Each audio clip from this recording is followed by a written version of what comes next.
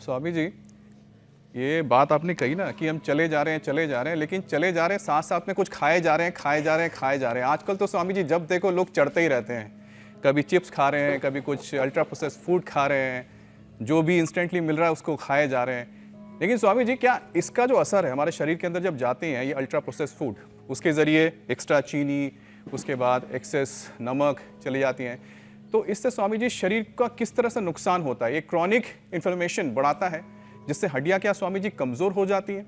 अगर होती है तो स्वामी जी इसका क्या कोई तरीका है, प्राकृतिक तरीका है इसको हम कम कर सकें, क्योंकि इससे हम लोग बच नहीं पा रहे हैं स्वामी जी ये प्रोसेस फूड से। ये जो इन्फ्लेमेशन अंदर बढ़ता है ना, इसके लिए 5 चीजें बताता हूँ। एक तो गोधन अर्क, गोधन अर्क से सारा अंदर का इन्फ्लेमेशन, जो भी आर इफेक्ट है, CRP, ANA, एचआरबी 27, यूरिक एसिड, जो भी अंदर के इन्फ्लेमेशन हैं पूरे खत्म हो जाते हैं। यहाँ तक कि फिर ये तो मैंने हड्डियों से रिलेटेड बताया, फिर ऐसे ही कोलेस्ट्रोल, ट्राइग्लिसराइड, जितने भी विजातीय तत्व, अनवांटेड चीज़ें अंदर बढ़ जाती हैं गोधन अर्क से। दूसरा है गोखरू, गोखरू और धनिया ले लो, पूरे शरीर को अंदर से, धनिया माने जो शरीर को धो दे वो धनिया, और शरीर में आरोग्य धन दे दे वो धनिया।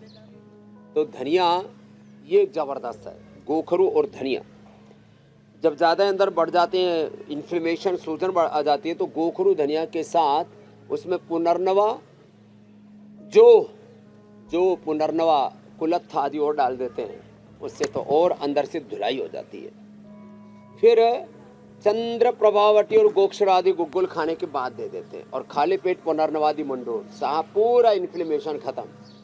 और यदि उपवास कर ले, इंटरमीडिएट उपवास तो डेली करना चाहिए, और सप्ताह में एक बार तो पूरा उपवास। वैसे तो 1 माह एक उपवास हमारे जिस प्रसन्न सागर जी महाराज जी के साथ हमारे बड़े भाई रजत जी भी गए थे, उस कार्यक्रम में दिल्ली में भी हमने रखा था, भारत मंडपम में। अभी हम झालावाड़ से होकर के आए तब भी रखा।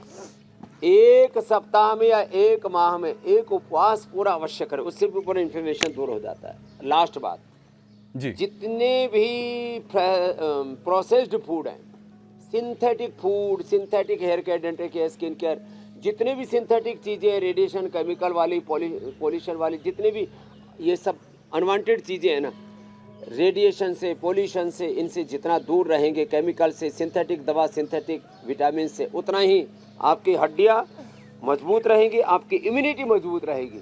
और योग से तो पूरा शरीर बल, इंद्रिय बल, मनोबल, आत्मबल ही मजबूत हो जाता है मेरे भाई अमित जी। बिल्कुल स्वामी जी। स्वामी जी, एक विषय हम ले लेते हैं, उसके साथ मेरा भी एक सवाल है, मैं आपसे ले लेता हूँ।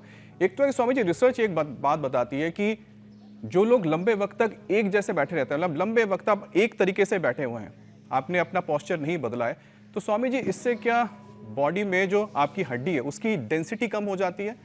और तो स्वामी जी इसके क्या उपाय हैं? क्योंकि बताते हैं कि 35 की उम्र के बाद भी जो बोन डेंसिटी है तो देखो वो नेचुरल तरीके से घटना शुरू हो जाती है। स्वामी जी, एक आसन में लंबे समय तक जो बैठे रहते हैं उनको कम से कम एक तो भुजंग आसन और एक दूसरा ये मरकट आसन, ये जरूर, ये 2 आसन तो आप भी करना सीख लो ना।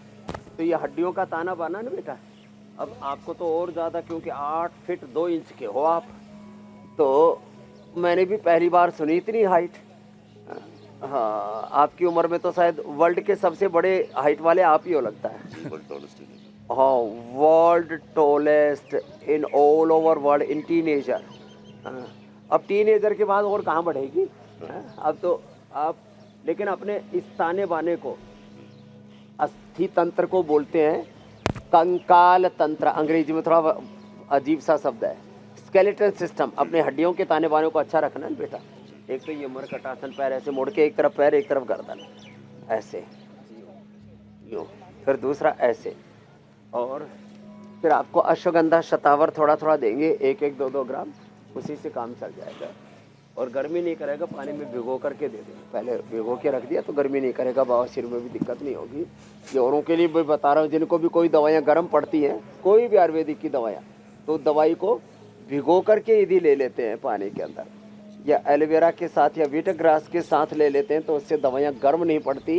ये खास बात इसलिए मैंने बताई, तो बहुत से लोग परेशान रहते रहे, दवाई गर्म पड़ रही है। तो ये मरकट आसन तो हड्डियों के ताने बाने को अच्छा रखने के लिए बहुत ज़रूरी है। और जो एक जगह आसन में बैठे रहते हैं वो ऐसे करेंगे तो फिर जो है बॉडी के मूवमेंट्स इससे अच्छे रहते हैं। और थोड़ा ये ऐसे लेट करके पवन मुक्तासन या चलित पवन मुक्तासन। अब ये बच्चे तो देखो आसन आदि करते हैं, इनके तो हड्डियां और सारा ताना बाना जी कुछ स्वामी ज्यादा जी। ही मजबूत है।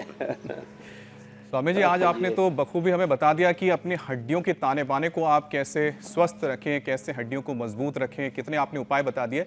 लेकिन साथ ही स्वामी जी आपने कितने सरल तरीके से बता दिया कि कुछ नहीं करना है आपको, बस जो पसीना है रोजाना थोड़ा सा पसीना बहाइए, फिर देखिए कि आपका शरीर तो तंदुरुस्त रहेगा और हड्डियां भी एकदम मजबूत रहेंगी। स्वामी जी धन्यवाद जी, इस स्वामी रूप जी। में आज हमारे करण जी का भी, कि मेरे पास ये कुछ हाइट के आंकड़े आए जी कि वैज्ञानिक कहते हैं कि भाई ये तो इतना आदमी इतना बड़ा ऊंचा कैसे हो सकता है। बोले 9-10 फीट से ऊंचा होना तो असंभव है, लेकिन अब 8 फीट 2 इंच के तो हमारे जो है हो ही गए। एक और भी है कोई सुल्तान कौसेन, वो भी कहाँ के हैं ये? बस स्वामी जी अब तो हमें सब इंतजार जानकारी ये है कि करण अगली बार जब आपके साथ आएंगे तो आपने जो चैलेंज दिया है वो इंडिया टीवी पर पूरा करेंगे, हम सब देखेंगे यहाँ पर। बहुत बहुत धन्यवाद स्वामी जी। धन्यवाद स्वामी जी।